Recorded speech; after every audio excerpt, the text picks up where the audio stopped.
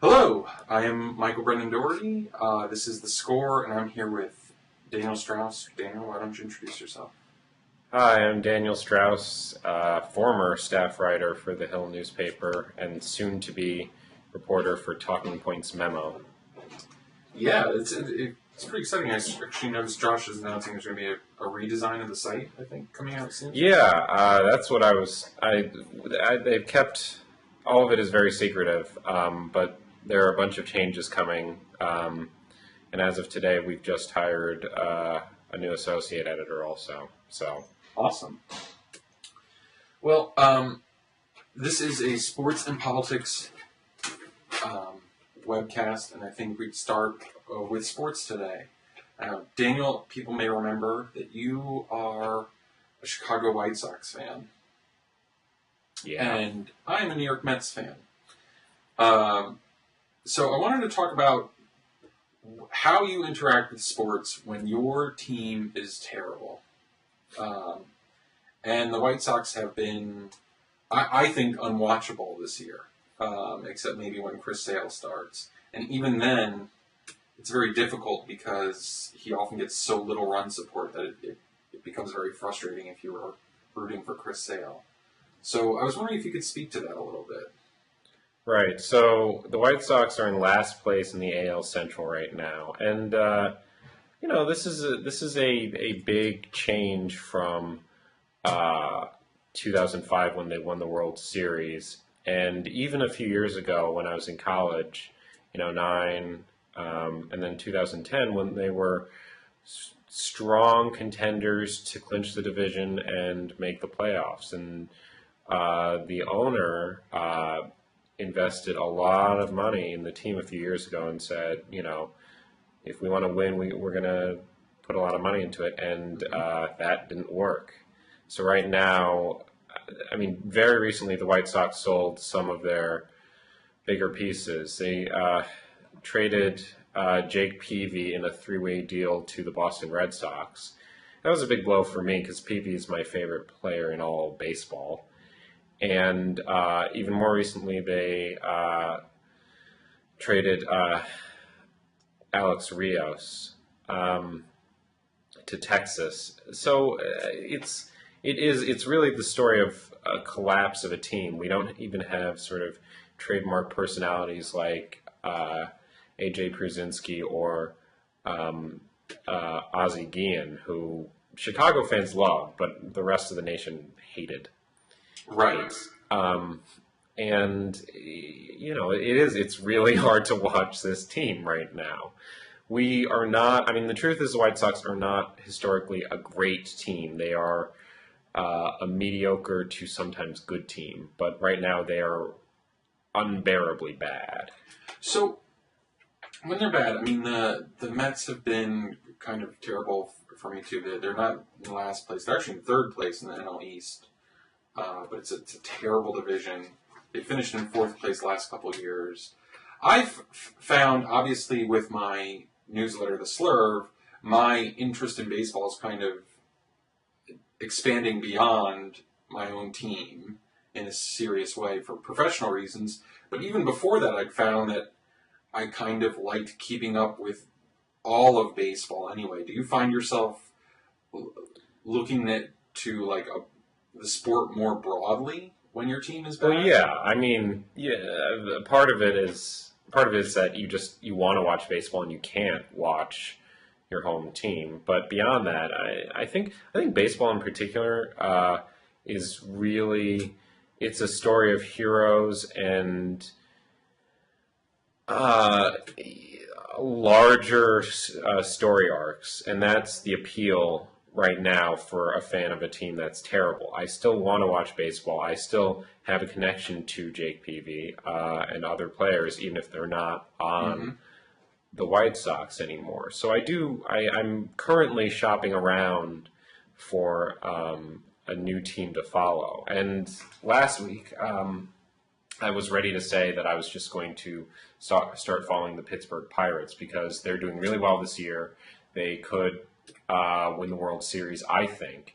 And their story is one I really like. They were terrible for a long time. They're in this historic sort of Rust Belt city that's, I guess you could say, I mean, Pittsburgh has always been a town with a lot of colleges, but it's gaining more prominence recently, and it's recovering from sort of these darker days. But at the same time, I mean, following sports is something you do with your friends, and you want to cheer with your friends. And I'm close to people who follow the Orioles, and then again, there are the Red Sox. So I'm really divided at this point between the Red Sox and Pittsburgh, to be honest. Right. It's funny because I find that I also, my interest sort of expands, and I'll find myself, I think like a lot of stat-minded fans, there's part of me that's adopted the Tampa Bay Rays as a team to like a lot of traditionalist fans. I also have a thing for the Pittsburgh Pirates and the Kansas City Royals, sort of like these, woe-begone franchises over the past 2 decades that are getting a little taste. I mean, I think it might be illusory in Kansas's case this year. Yeah, I don't know if Kansas is. I don't think their morning has come yet. I don't think so either. But anyway, they've won 7 straight series right now, and they're kind of in striking distance of the wild card. But so I find that, and I also find that I start to turn to other players, right? So I find myself looking to tune into David Price's starts, or if I could see something by anything that Andrew McCutchen does for Pittsburgh, I'm really excited to see. And I found it's really the technologies, right? I get to know these players a little bit better through Twitter and other things that they interact there. And MLB offers this amazing package where, for a subscription you can watch any game out of market. And so and not only that, but also between ESPN, MLB Network, and other things, there's constantly out of market games. You're not stuck with your team as much anymore. Now, here's the thing, though, that what you just said, and I was actually going to touch on this too. You didn't mention teams in your division, and I was wondering. I mean, for me, there's such a historic rivalry between the White Sox, the Twins, and Detroit, and I loathe Detroit right now. Mm-hmm. I can't root for any team in my division. And last year, Detroit did very well, and I was rooting for San Francisco. Why don't you? Where do divisions come in for you? It's funny, yeah. I feel the same way. Is that there's something you find reasons to hate the teams in your division? I mean, I had a soft spot for Roy Halladay for a time when he was in Toronto because I thought he was this overlooked pitcher, and he came to Philly and finally seemed to be fully recognized. So I was a little happy for him as an individual when he threw a no-hitter in the playoffs. Or I think maybe it was a perfect game. Sorry. So there was that. But in general, yeah, my heart would not land on an Atlanta or Miami if it goes searching beyond my home team. The other thing that's interesting, too, though, is that it seems like with bad teams now, it's also easier to follow the team as far as its front office, its general manager, and its minor league player development now than it was even 10 years ago or when I was young. So it seems like, the emphasis shifts. I mean, you see fans now are so educated about how sports works that they will flip very quickly from, okay, we're out of it this year, so now I want my team to become less competitive now and trade for pieces they'll become more competitive later. I'm amazed at how widespread that is, and how how many people give up. I think that's unique to baseball, don't you? Because of the how many games a team has to play when they're out of contention. It's really painful to watch. Like to go through and to spend 4 hours knowing your team is going to suck and getting used to these patterns. You see, like they'll get ahead and four-run lead, and then 2 innings left, and bam, it's over again. I mean, you can. So I can see that there's no honor in that. It's definitely it's like a worse version of being a fair-weathered fan, I guess. I don't know. I mean, it is. It's just interesting how much I think Moneyball and other things have turned fans into thinking more like general managers and less like managers, like the manager in the dugout. The manager in the dugout is always looking to win with whatever he has, right? And wants as many tools as he can to deploy in that task. That's his job. But on the other side,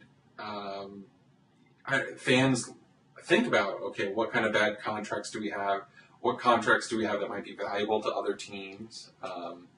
So it's a very subtle shift, I think, but it's one that's also going to have consequences. I think if there's ever another player strike or lockout, because there's a sense in which the fan identifies most with the general manager and least with the players, at least as if you take them in aggregate. When you're watching an average game, you tend to identify with the players, but as a fan, I think fans think more like general managers now. Yeah, I think. I mean, that's definitely. I guess, but at the same time, that's the only way. That's sometimes only comfort you have, right? I mean, the conventional wisdom in the Chicago sports scene right now is that the White Sox are making good choices by selling off Rios, who was, his average I think is 277. So he's a solid hitter, and as far as I know, we're keeping Adam Dunn. Good luck with that.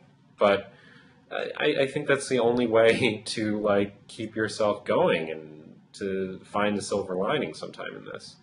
I wanted to also ask you about Tampa Bay because I feel Tampa Bay's a weird team. Everybody sort of does like them, and you like them because their story is one of having a really strong farm system, and I love David Price. I think David Price is great. But if Tampa Bay had a great farm system and didn't have just the geographical or the other problems that they have, just this terrible stadium and in this state that doesn't really seem to be crazy about baseball compared to other states, would we like them? Would they be sort of this cool nerd that we all want to win? I don't know. I mean, there's historical reasons, right? So there's always pushback by the kind of stat nerd community in baseball against whatever they think the mainstream is obsessed with. So for a period there in the last decade, it really was an obsession with the Yankees and Red Sox, right? Like every Sunday night game on ESPN seemed to be Yankees-Red Sox.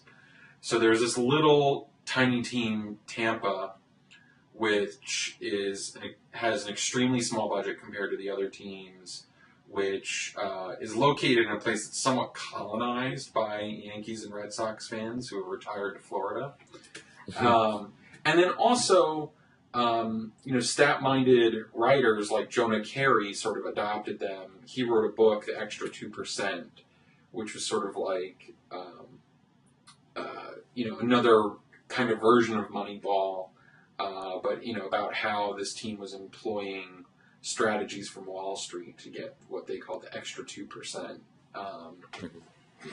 So there is like an element where the Rays are this team that nerds adopt because it is a pushback against the mainstream, because they identify with their manager, Joe Madden, who's probably the most progressive manager in baseball as far as, he employs the most shifts defensively. He seems to have, he'll bat the pitcher eighth sometimes if he thinks he can get a better matchup somehow through that. And he'll do that even in the American League. It's a very, I don't know.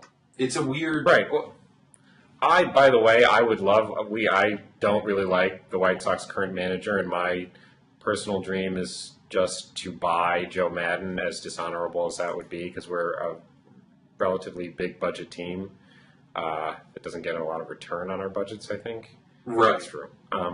So it would be nice if we could get a new general manager in there. So related to this, though, what should I do about our announcer, Hawk Harrelson, who is this historical presence in Chicago and sort of a celebrity who Ben Strauss wrote a article in the New York Times about Harrelson's opposition to all things sabermetrics. And I mean, he hates the stats guys, and I got to be honest, Michael, I'm blanking on where you are on sabermetrics. I remember you linked to Freddie in an early Slurve issue, but it's the sabermetrics fight is, I think, a fundamental part of the game right now, and Hawk, frankly, he's not open to it at all, and it seems silly. I imagine there is some middle ground to be had, but yeah, I don't. Hawk is a denialist in a lot of ways, right? He just denies that that kind of mode of analysis has any value. My own view is that it has value. It has obvious practical value. But I think some of the older generation who find themselves retching when they hear people talk about WOBA and other stats, I think some of them sense, I think correctly, that sabermetrics is a revolution. And that is that it's not only dedicated to an idea, but it's also dedicated to displacing traditional people of authority and replacing them with new people of authority. So Hawk is a guy that I don't think is going to, change or accommodate, but I think he's felt that this is a threat to him, because people say, literally, if you're not up to speed with this revolution, you're not doing your job right now. I wouldn't go that far. So I think that's it too, is that it's not just people holding on to how they look at the game. I think it's also people holding on to their jobs that causes people to kind of back away. Well, that's right. This is fair, and this is, I think this connects to just the technology revolution we're in the internet age. It's the story of newspapers, right? There is transformation. There's this horrible culling of older hands who are not open to this new, faster, competitive, oftentimes silly or meaningless media environment. And same thing with sabermetrics. That's right. Yeah, that's right. What I find interesting lately is the way that, there are these traditional columnists like Mike Lupica and then these stat-minded writers like Joe Sheehan. What I'm also interested in is the way in which the people who fight over the relative value of sabermetrics tend to fight over other issues too, and tend to line up on other issues that have nothing to do with it, or very little to do with it. So for instance, the sabermetrics-minded guys are more likely to be steroid or PED denialists and say, that those drugs, they don't really affect the stats, they don't really change performance, and maybe we should take a more libertarian view of it. And then the traditionalists are the ones that go into high moral dudgeon about it. But it has nothing to do, there's nothing in one worldview that necessarily advocates the other. So it does feel like there's a kind of budding partisanship, between these inchoate groups. Right. of sports writers, which is sad in a way, because I actually think there's more freedom to be had there. Right. So I wanted to change subjects and do a little bit more politics, because the score is focused very much on sports lately. And one thing we mentioned to each other before the show was you felt you were seeing a more libertarian streak in younger people, and you were wondering if politicians like Chris Christie, who took a swipe at Rand Paul, are kind of out of step with the future. So I was wondering if you could expand on that a little bit. So I always like to sit down and meet with as many consultants and press people and whatever, of all ages. So, but my sense among Republicans that I've talked to lately, and this is a terribly informal poll, is that a lot of young Republicans that I meet are someone a little while ago, someone just was telling me how the libertarian streak going through the Republican Party is a good thing. This consultant is a Chris Christie fan, but he said that he really liked this sort of rise of libertarians in the GOP. And what's interesting about those comments within what's been going on in politics lately is that Chris Christie and Rand Paul are right now, they've been in the lead in recent polls of early primary states. And to me, Christie's in a little bit of trouble here, because if he had that appeal of young voters or that libertarian streak, I think he would be far and away the front runner. It's a great time to be a Republican with sort of a libertarian zest to you at the moment because of the Obama administration scandals on wiretapping. Young voters don't like that. Right. They are not crazy about that. And these are some of the young voters who they voted Democratic in 2008 partially because they liked Obama's liberal, dovish approach on national security. Young Republicans want a reason to vote Republican again, and I don't think they found that, but this libertarian tinge is something they find appealing. The thing, though, is that I think Chris Christie has much greater appeal to young people than Rand Paul. His story of, being some suburban kid who dreamed of meeting Bruce Springsteen and lived in the suburbs is something that resonates with a lot of people. And Rand Paul, the son of this libertarian standard bearer with some, these stories about Confederate sentiments, or, there's always been in the Paul family these sort of like little moments where some new sort of racial tension comes up. The Paul family really flops with African American voters, or they seem to. But they're on the opposite sides here. Christie's off saying the Bush administration policies on national security and wiretapping and Obama's drone strategies, they work, and that's why we should keep them in place. It's weird for these young Republicans to hear that, because they want Christie to say, in another way, on these issues, I am against Obama on it, but on something like, tuition and college tuition, they want him to align with Obama and Mitt Romney. Yeah, it's an interesting thing to notice, right? I've noticed it too, that sort of skepticism about the security state, about surveillance, about drones, has leaked on the conservative side well beyond sort of the like paleocon anti-Iraq war right, which was this small group in, say, 2003, 4, and 5. And it's now a much bigger phenomenon that goes way beyond that ideological grouping, which I've been part of.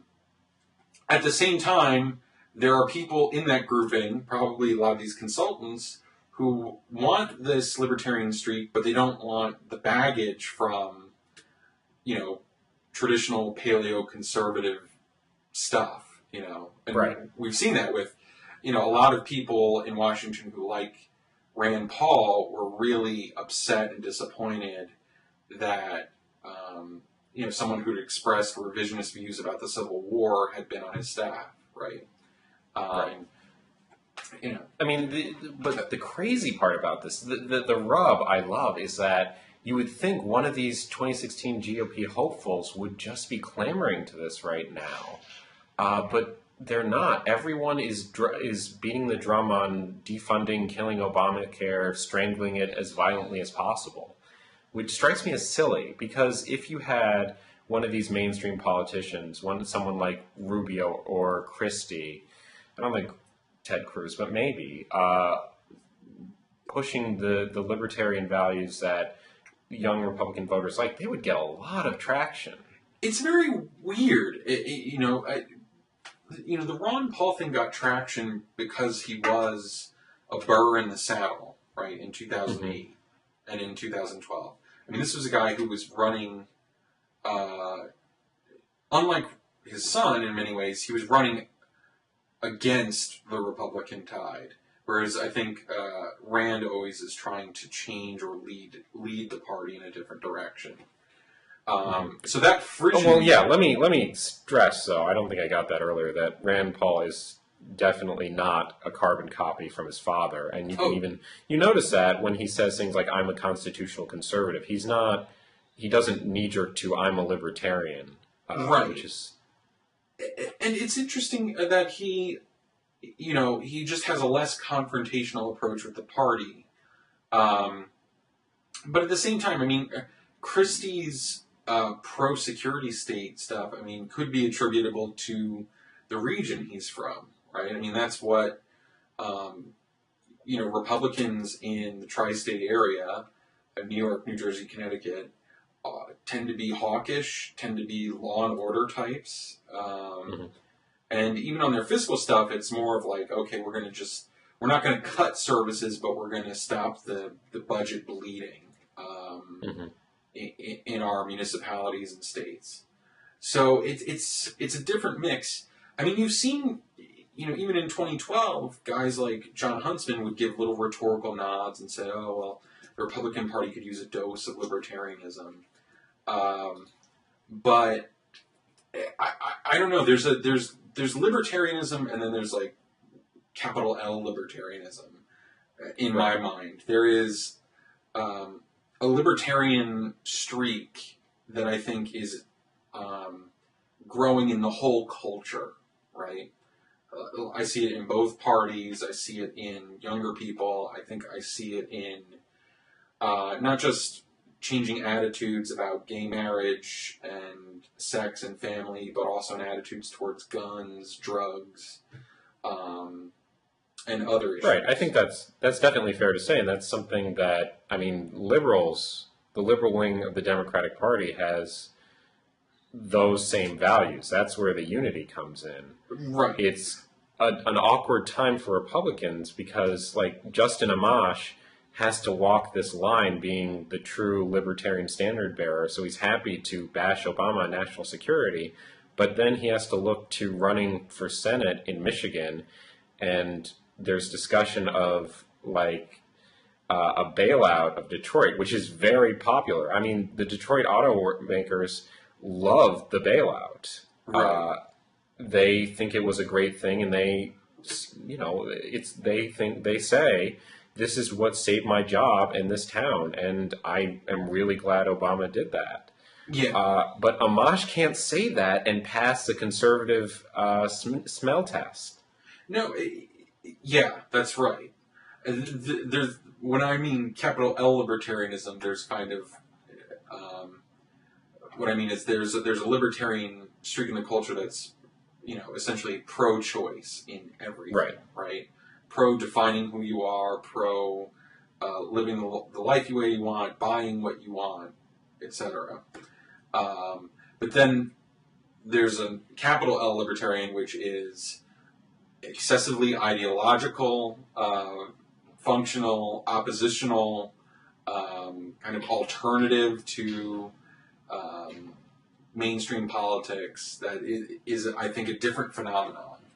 And, what Paul and Amash try to do, successfully or not, is get the energy and activism of the ideological libertarians and then also try to connect it with these broader trends in our politics and culture.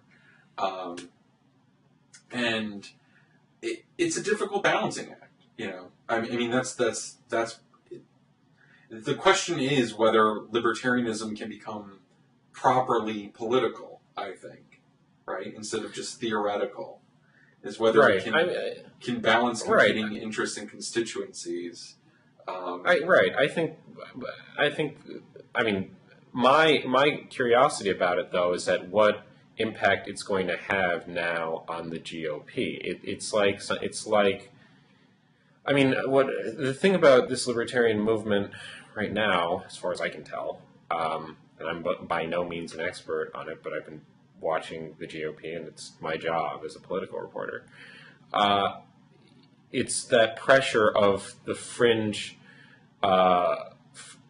fraction of a major political party. It's the same thing if there had been a rising. It's the same thing as a obscure liberal senator from Illinois came in and was suddenly very popular and moved the party in one direction. Right. I think that's what we're seeing here. So we're not going to see a new wave of libertarian candidates like we saw the Tea Party, but we're going to see pressure on some issues where the polling matches up.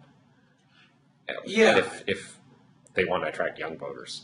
I mean, I think that the next big, I mean, libertarianism is certainly a candidate in some ways for this, but I think the next big trend in politics reshaping, the American state will be whoever can connect to, I think, the three big trends in American life right now, which are increasing diversity of our population, increasing inequality, whoever rides that, either the power provided by the elite class through their money and connections, or a more populist appeal for people that feel left out of that prosperity, and three, the power of Silicon Valley, which I think is starting to become more confident in its ability to interact with politics, or perhaps less confident in its ability to conduct business without getting involved in politics. And right. I think the big thing about Jeff Bezos buying the Washington Post is sort of this sea change of Silicon Valley no longer being functionally libertarian, as in just wanting low taxes and to be left alone, to saying, okay, we're titans of American society now, and so we deserve our say in how things go. So I think that'll be an interesting transition, and I think there are ways that a kind of libertarianism streak definitely affects tech culture and Silicon Valley. And so that may be what carries this streak, I think, forward politically, is the influx of Silicon Valley money, power, and talent in Washington. Yeah, I mean, and Bezos is a weird example too, because in many ways there was a graph on Wonk Blog about where he lands in terms of billionaires, and he's something like a centrist Democrat compared to other billionaires. But at the same time, his friends say he's a libertarian. In Mark Leibovich's book, The New Imperialists, Leibovich reported that for a very brief time, Bezos worked for or volunteered for George H.W. Bush's re-election campaign. Mm-hmm. But his policy stances seem libertarian, democratic, libertarian, I guess you would say. Yeah. And I think you're right. We're going to see more of that. Peter Thiel is this titan that whose signature location in the political spectrum is libertarian, and I assume there will be many others in this next election that will come out, and that's going to push the serious GOP candidates in that direction. It'll be interesting also to see what happens to the social conservative standard bearers like Rick Santorum on this. Yeah, I think that's, I mean, the social conservatives of the Santorum breed, I do think are dying or will be replaced by something else that speaks for that interest. So we'll see. What is interesting to me is, and this is an interesting transition, is how the internet and the kind of information sharing technology that's grown up with us has opened up space for what I call like weird politics in a way that hasn't been available before on a kind of massive scale. So when I say like fringe or weird politics, in the early 90s you might have subscribed to a friend's zine who kind of had out there politics and would kind of crib from something he read in a Howard Zinn book or from an anarchist theoretician or something like that. The zines have been replaced by actual, websites and blogs and personalities who have risen to the top, and, like you meet people who, or at least I do, who are much more comfortable expressing really out there politics, from communism to monarchism to, this kind of weird techno-reactionary subgroup that I've seen around blogs like Unqualified Reservations. And it just seems like for, maybe this is just a cohort of citizens who are, wealthy and secure enough that they can indulge in, really boutique ideological fantasy. But I'm not sure. I'm not sure if that's it, or if it really is that the ability to share allows fringier ideas to collect a real following in a way that they couldn't before. I mean, my question on this is is this a recent thing for you? Because you would think it would. You would think we're sort of like coming to the end of the age of blogs, right? And so it's weird. I don't know. Like I don't it's know. Not weird. I mean, how do you explain that? I wouldn't say it's recent, although the techno reactionary cohort seems newer to me, right? Yeah.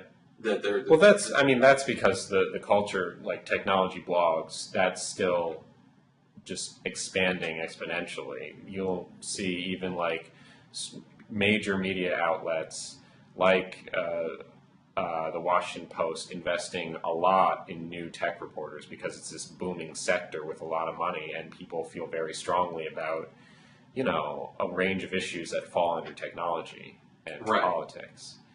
I mean, in a vacuum, I'm not that surprised by what you're talking about, because that's what the internet is for, right? It's to expand voices to this wider audience, but at the same time, the legitimacy required to make money off of your punditry or reporting requires a lot of the time you to fall into these very strict categories in politics. Right, yeah. I mean, this is definitely, the thing I guess the phenomenon I'm talking about is mostly non-commercial. I mean, in the sense of, there are a few of the left-wing web publications that I think do get a little bit of financial support, from outside. But most of the, like, weird, pro-monarchy ones or pro-distributism or pro, stuff like unqualified reservations. These are, individual efforts in a sense, right? Right. Like really boutique things that. But what I just find it interesting that it flourishes. I mean, maybe it is just a version of, Democrats and Republicans are sort of the mainstream fare television, and this is the equivalent of the real nerd stuff. No, I actually don't. The more I think about it, I think, the guys that like the League of Ordinary Gentlemen have a very unique perspective a lot of the time, and they have complex political leanings, and I think that's a great example of what you're talking about. Yeah. I think it's refreshing, and it just rewards, like, the thing about the internet in general is that if you are a good writer and have something interesting to say, usually, hopefully that's not offensive, you're gonna get an audience, or you're going to get linked to. But it's this very, very competitive market, but it will happen. Yeah, I guess, they're offering a very different product, right? Fringe Yeah. political bloggers. And I guess I've become attracted to them, even when I'm occasionally repulsed by them, partly because I personally became so repulsed with the normal political blogging scene, right? I have no problem with the fact that, the generation of writers that came to DC like the year or two before I did, are now moving into the establishment, and, now they are hosting shows on MSNBC or, they're frequent guest contributors on the cable networks or Sunday shows. That's great. But what I've found is the thing I stopped liking about daily political writing, of the sort that a lot of us end up doing if you stay in Washington, is there was a kind of this punch the clock, come in, blog, help reinforce morale on your side, and help, stigmatize the very existence of 100 million other fellow citizens, then punch the clock, go out and have a drink. And, there was something, not everyone does that. Some people do amazing reporting in Washington every day, and the Republic should thank them for But their it's a efforts. minority of them, I think that's fair to say. Yeah. But there's a huge, huge cohort of people, and there's a huge amount of pressure from editors, from the commercial interests, from just the interest of getting clicks, right? Like, people click on stuff that condemns, 100 million people, in a sense, like, oh, here's another example of liberals saying something crazy. Here's another example of conservatives saying something racist. And it's gotten to such like a micro level of like, here's like what they're saying in the comments section on this ideological enemy's website. Like, oh God, who cares? For Christ's sake, like, just get up, go outside, like, play kickball or something. Like, do anything besides this.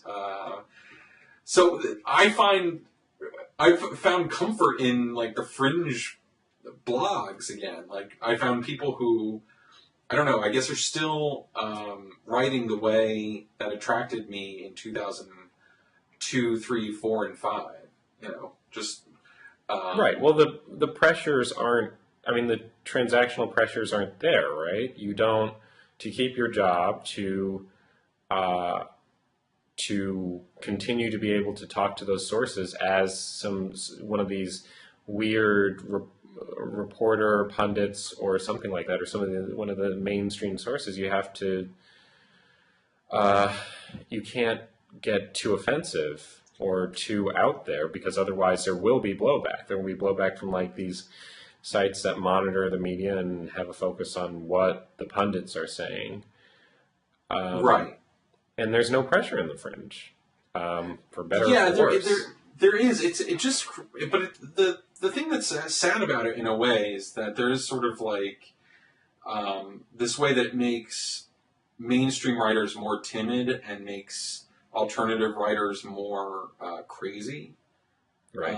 So I've heard this, and there was an argument about this between Freddie DeBoer and Connor Friedersdorf on like what pushes potential bloggers away from getting onto the internet.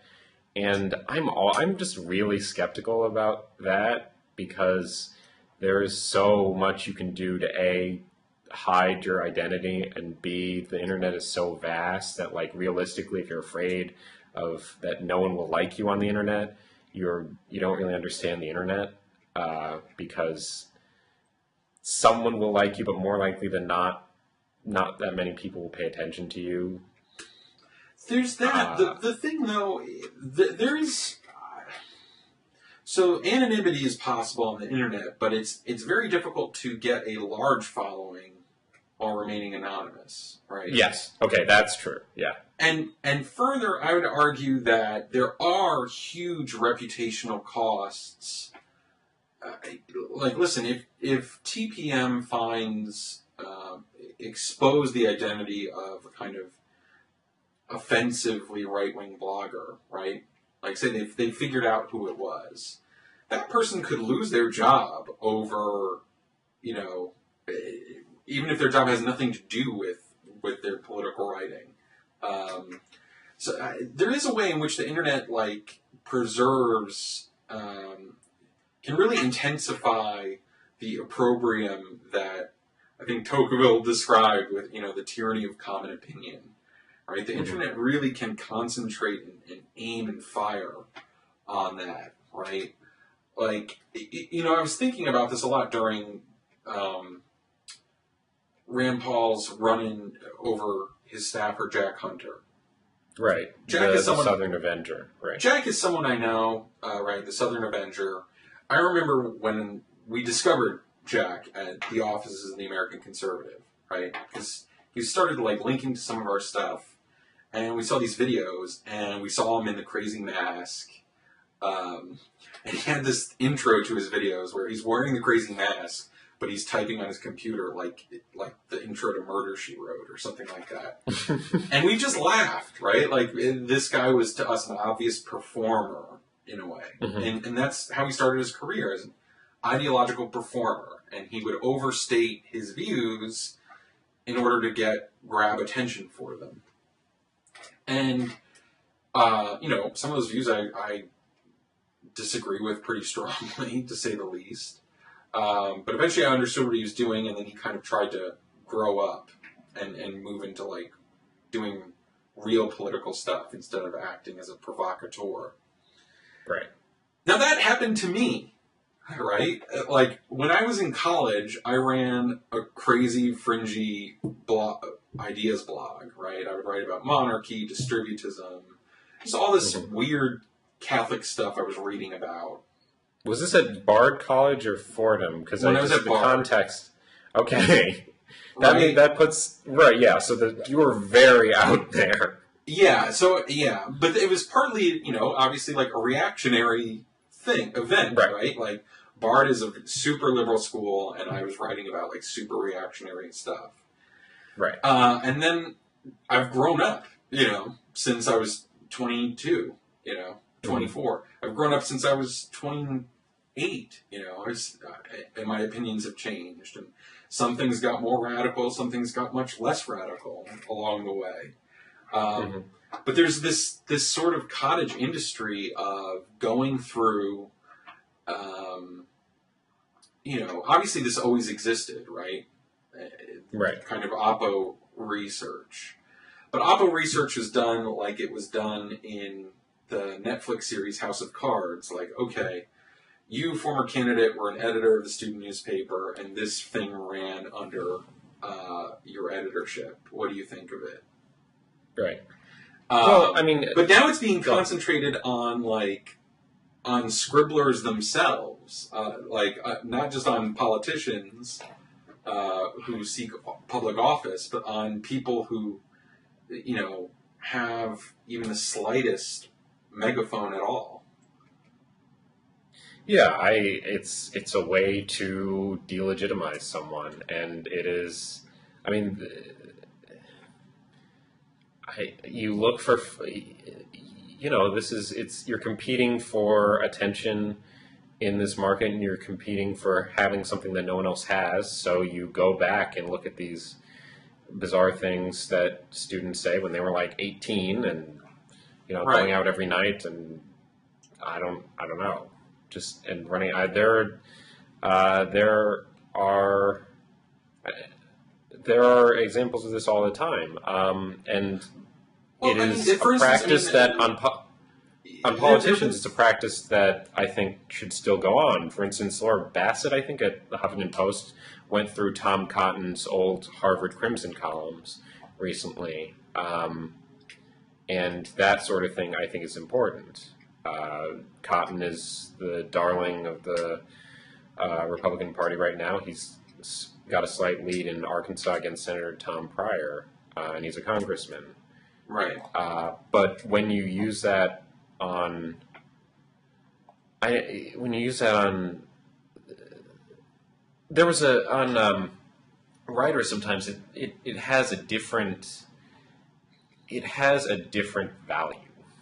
Well, you'll see it though even on people below the writer level, right? So, for instance, like the Washington Free Beacon published the tweets of a girl who got selected to ask a question at a presidential debate, right? And then there was a corresponding one, I don't know, a few months ago, where like a liberal site went after, like an 18-year-old conservative or something like that. And I don't know. I guess I've become more of an introvert as I've gotten older. But I find that rough, and I find that I don't know. There's like an eye of Sauron in the media. But don't you think, Michael? Don't you think though that it depends on what they're saying? Like if you say something like. If you have secessionist views, that's sort of different than. I mean, it's just a weird. I think it's something you would have to. It's a case by case basis thing, right? Because you can be, some kid and saying like, I'm a socialist and Marx was right, or I'm a neocon and I'm glad we invaded Afghanistan and Iraq, but like something like the Civil War is this very, very fundamental part of American history, and revisionism here's what I think. Here's why I think. I mean, obviously, context and subject depends, right? So yeah. So the reason Civil War revisionism gets put on blast way more than monarchy, right? Because the Revolutionary War is a pretty fundamental part of our history too. Right. But the reason our interpretation of the Civil War, any interpretation of the Civil War, can get put on blast like Jack Hunter's, is because it's associated with a fundamental orthodoxy of American society, which is, are all men created equal? Do you believe in some baseline dignity for all citizens, regardless of their race, right? And so Civil War revisionism is highly correlated with people who do not, do not buy into that doctrine in some way. So there is something, if America could be said to have a dogma or doctrine, that's one of the most essential ones. And it's one that seems in jeopardy at times, right? Because we do have factual economic and social inequality that still persists. Our blacks are still well behind whites in any number of areas of achievement. Mm-hmm. So that's a very important one. Monarchy, which should be just as offensive to small d democratic sensibilities as an assault on equality just seems so exotic and strange and harmless, right? It's almost like it's the same way you treat conspiracy theories, right? So a conspiracy theory that Bush brought down the tower, right? Bush blew up the towers or blew up the levees, is sort of like more offensive than a conspiracy theory that some other duke wrote all of Shakespeare. Shakespeare wasn't written by Shakespeare, right? Because it touches on something like more fundamental and actual. So So I think context is important, but I don't think. I think if you're judging the ideas dispassionately, some ideas. I don't think there's a scale of ludicrousness or offensiveness that matches up to the ideals. It's much more about like what seems threatening. Right. Well, I mean, when these things happen, so when someone does sift through, the Hunter story was important because he was this aide who was closely connected to Rand Paul and had been involved in Paul's book in 2011, I think.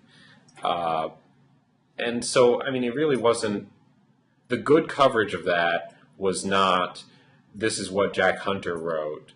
It's, where does Senator Rand Paul, who is trying to offer an olive branch to black voters who generally vote Democratic, where does he stand on this guy? Why is he so close to him?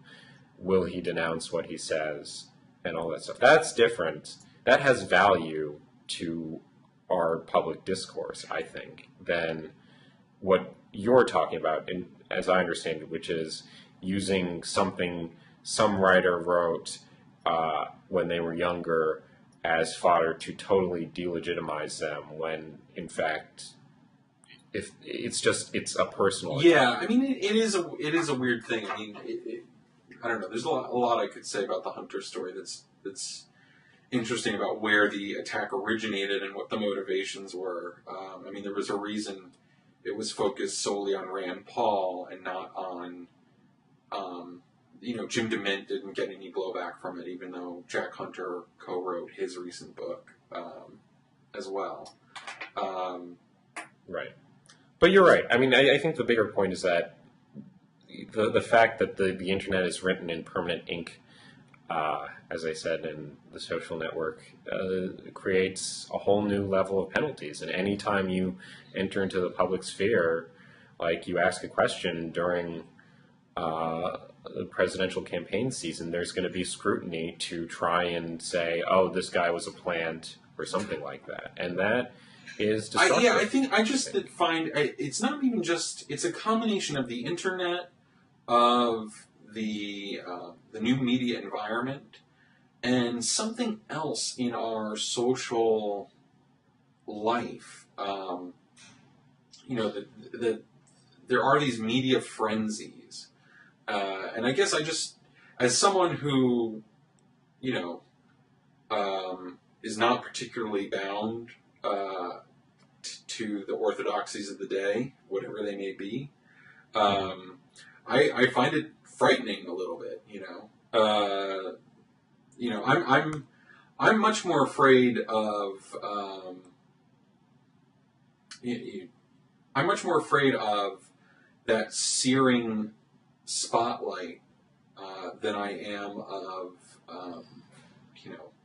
Obama's security state. I know which one is actually more likely to drop me into a hole forever, right? Right. So I do wonder where that is. I mean, and this feeding frenzy aspect to the media, it's not just politics and going against the orthodoxies of the day. I mean, there is a sense of people outdoing themselves to dump on and chase after celebrities. You know, I think of Amanda Bynes as someone who's seems to be in the eye of a hurricane constantly. Or Johnny Manziel of the Texas Aggies. You know, suddenly was right. Well, this is right. This is a good way to tie back to the Score's primary focus, which is, you know, Johnny Manziel. How much focus should we have on? How hard should we be on an 18-year-old kid who won the Heisman? If, you know, he got drunk and he went to practice. I assume a large number of students have done something similar or exactly that. And how much value is there to